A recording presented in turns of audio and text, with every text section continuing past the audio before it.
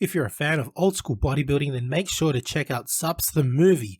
Filmmaker Alex Ardenti explores the $40 billion sports supplement industry, delving into the origins, evolution, and current state of supplements used by millions of fitness enthusiasts worldwide, available at Amazon and Vimeo.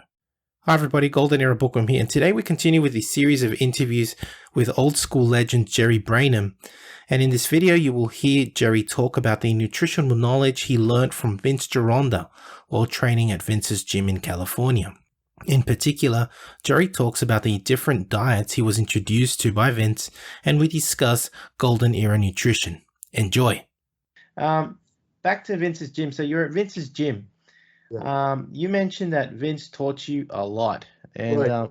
What would you say that you learned from Vince? I mean, what kind of things did he teach you? Can you specify? Yeah, Vince, two things mainly that made Vince stand out. First of all was the diet. In other words, Vince was an advocate of low carbohydrate diets to achieve low body fat levels. In fact, I can tell you the specific diet is very simple: meat and eggs. Mhm. That's it. You literally live on meat and eggs, and that's what I did for a contest. That's it. That's all I ate: meat and eggs. That's it. How many weeks out? Oh, I would do this average of 2 to 3 months. Wow. But I have to tell you, and Vince advised. He said at least once or twice a week you should add back carbs to replace muscle glycogen. Otherwise, it's going to be difficult to train. Yeah. And that's what I did. I had light carbs on, let's say, a Wednesday. I was training 6 days a week, but on Sunday I'd go crazy, and I'd eat literally whatever I want. I just load up the carbs, and it never affected my diet. I would feel great because of, eating all those carbs would wake up the brain. I felt like a million. And the first 3 workouts, Monday through Wednesday, because on Monday I'd go back to the meat and eggs, no carbs. But because I had all that carbs in me and replenished my glycogen, I was strong all the way to Wednesday. And Wednesday, I started to peter out again, where I just didn't have the same, level of energy. But so that, plus he was an advocate of a milk and egg protein, which was also kind of new at that time. There was a guy named Rheo Blair. Here we go. Yeah, his real name was Irvin Johnson. He actually started out by running a gym in Chicago. Strange, he came to the West Coast and decided to call himself Rheo Blair. Why, I don't know. But he came out with the original, one of the original milk and egg protein. There was actually one before that, but he was the one that got the most publicity because Iron Man magazine, gave him a lot of, and he also was giving his protein to a lot of the top bodybuilders of the era: Don Howarth, Larry Scott, Frank Zane. In fact, a friend of mine who I was training with at the time, a guy named Jeff Smith, he used to get protein, free products. He'd go to Blair's office. I can't remember where it was, Vermont Avenue, somewhere in Los Angeles, and he'd come back with a big box full of free, and he'd give them to me. He'd give me some of them. I remember taking Blair's protein. It was a vanilla flavor. It was actually nothing more than just milk powder with egg whites. That's all it was, really. It had about 60% carbohydrate, if I remember correctly. I don't remember exactly. Or 62% protein it was. That's right. But Blair had this coconut extract that you can add to the protein. When I used to mix it in, Larry Scott used to like to mix it with heavy cream. I got a blender and I emulated Larry Scott because he said this would put a lot of size up. So I used to mix Blair's protein with heavy cream and add the coconut extract to it, right? And I'm telling you, Carlos, that tasted better than any ice cream I've ever had in my life. When you put it in a blender, it would thicken. It would thicken, and you had to eat it with a spoon. But I mean, it was, I can't describe how delicious that was. And I wound up eating so much that I started to get very fat because of all that cream. I mean, I was eating this like 8 times a day. God knows how much protein I was getting. How much? I was eating about 8 times a day. I was probably getting 1,000 grams of protein. It was insane.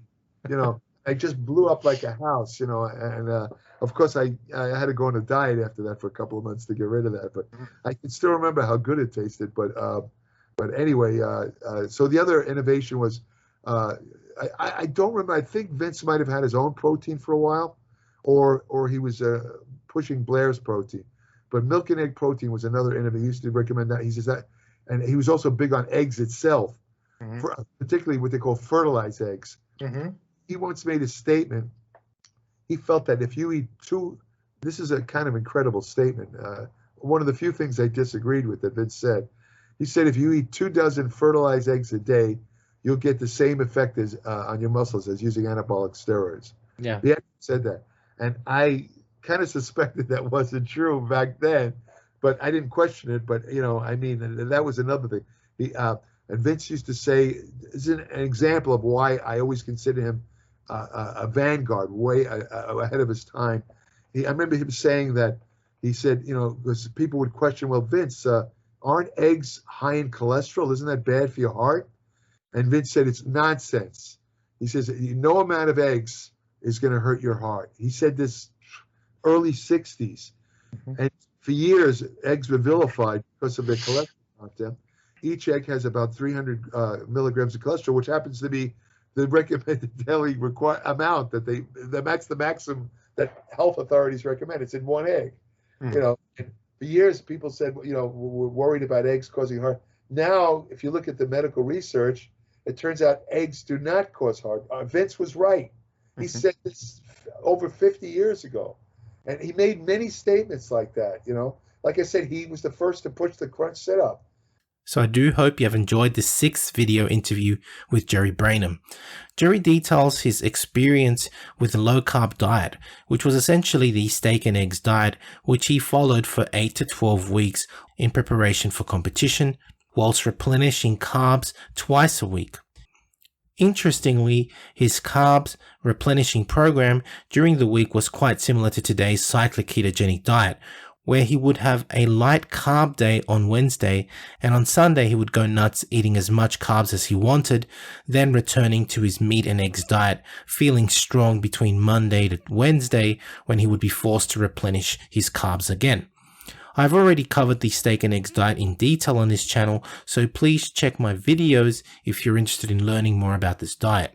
We also discussed the advent of the milk and egg type of protein by Rheo Blair, which I covered again extensively on this channel. You can check my playlist on the topic, and I really liked Jerry's recipe, which I will have to try sometime myself, where he would take vanilla flavored Blair's protein, which he claims was nothing but milk powder with egg whites and basically 62% protein, and he would add coconut extract and heavy cream to put on size.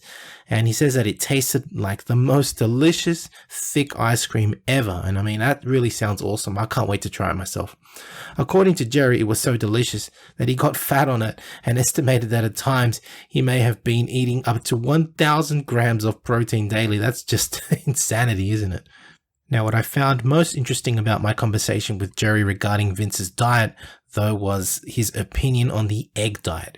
Jerry disagreed with Vince's claim that it had the same effect as using anabolic steroids. However, Jerry does agree with cholesterol not being bad for the heart health. And, that Vince said that years ago. And of course, Vince was right about cholesterol. But if you're wondering whether Jerry has changed my opinion or stance on the 36 eggs a day diet and Vince's claims about that diet, well, all I have to say is that eggs definitely are anabolic, as they do contain many building blocks for the production of anabolic hormones in our bodies. And in Vince's defense, Vince did make these claims based on scientific research showing that eggs created the same level of positive nitrogen balance, the same as medically prescribed Dianabol, in burn patient victims, not necessarily bodybuilders though. And even some medical doctors did back up Vince's claims, as I've presented in several videos.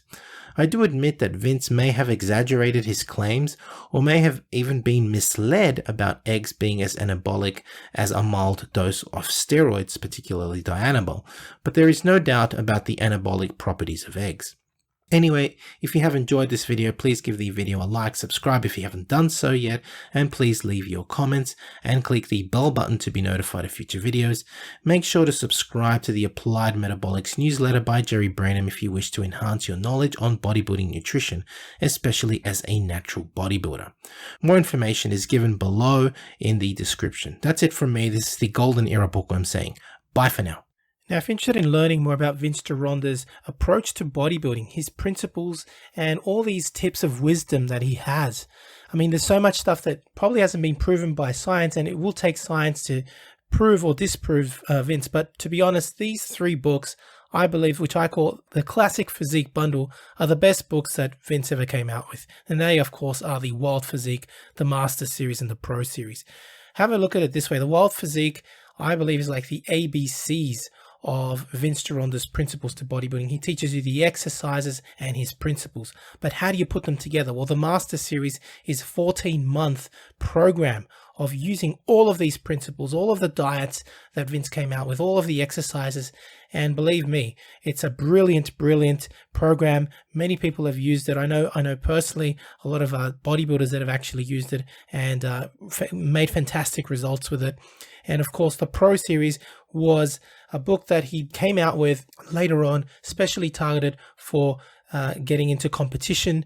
It's just these 3 books, as I call it, the Classic Physique Bundle, Vince's best work, and available, of course, at www.goldenerabookworm.com. Now, the Pro Series of Bodybuilding, which was targeted for professional bodybuilders, contains 6 programs, each of which go for 2 months each. So it's a whole year, again, in preparation for competition.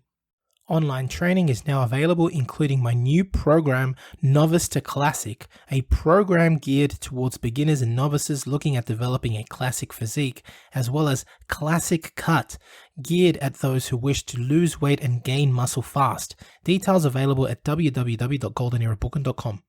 Need a bodybuilding poster for your gym or office?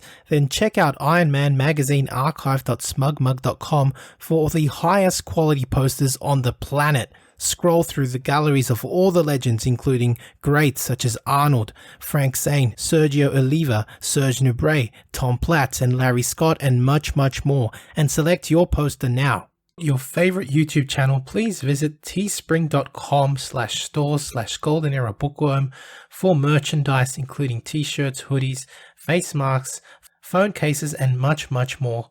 Once again, at teespring.com/stores/goldenerabookworm. Become a patron at www.patreon.com/goldenerabookworm for hard to find books, scans of rare photos, and articles on the golden era of bodybuilding. To take full advantage of my collaborations, use code GEB20 with nspnutrition.com and vincegironda.com, as well as code bookworm12 at osl.com for a discount at checkout. I don't think that Bill Phillips looked at it as, I want to compete against them. I want to destroy them. If they pass legislation basically making any type of food supplement a prescription item, that would be the end, the death of the entire food supplement industry. Take your vitamin pill now. In the 1960s, the sports supplement industry was barely emerging. I think the reason why Joe Weider was so successful was he had Arnold on his side. He wasn't selling supplements. He was in the dream business. Joe Weider was a marketing genius. People would say the promotions or the endorsements back then were cheesy. To me, it wasn't. I loved it. Fitness was taking off. You know, fitness became cool. You had a lot of readers that wanted to be like the stars that they idolized. Bill's strength is his marketing savvy. He's a marketing genius. Got it. It's only vitamin. The right of American citizens to have free access to dietary supplements of their choice. Consult your physician. You might as well consult the next guy you meet on the street. They don't know a damn thing about vitamins and nutrition. The dietary supplement industry became the #2 most regulated industry. Nuclear, dietary supplements, pharmaceutical. We're more regulated than drugs. They come in and you need to allow the FDA. They have jurisdiction. The enforcement is kind of the questionable side of it, and how do they really get a handle on this monster? A lot of people tell me that the dietary supplement industry is completely unregulated. It's the wild, wild west out there. It's a free-for-all. That could not be further from the truth. A dietary supplement is not allowed to have a side effect. I always say the pharmaceutical has to have a minimum of 100 side effects in order for it to be a drug. And now, it's a $40 billion industry and growing. That's the really interesting thing, is the cast of characters from the 80s, when it was kind of iffy, to now when it's a lot more legitimate. They made it sound cutting edge, revolutionary, and different, and I want that. That's cool. We are in this industry to improve our health. It's not just a vanity project here. We're working on our lifeline. We eat a certain way to improve our health. We train a certain way to improve our health. Supplements are just that. They supplement your work, your graft, your nutrition. They demonize dietary supplements, but they say all you need is real food. Well, what's a real food? They pump you up and get you hard, stronger, faster, bigger. Doc, I want to take this weight gain. I want to take this pre-workout. No way. That stuff, we don't know what's in that. It could be, no way. I'm not going to give you, it's going to kill the industry, bottom line. So I must have drank so much protein powder from age 15 to 18 that my head was going to explode. I believed in metrics so much that I would probably punch somebody in the face if they tried to take it away from me.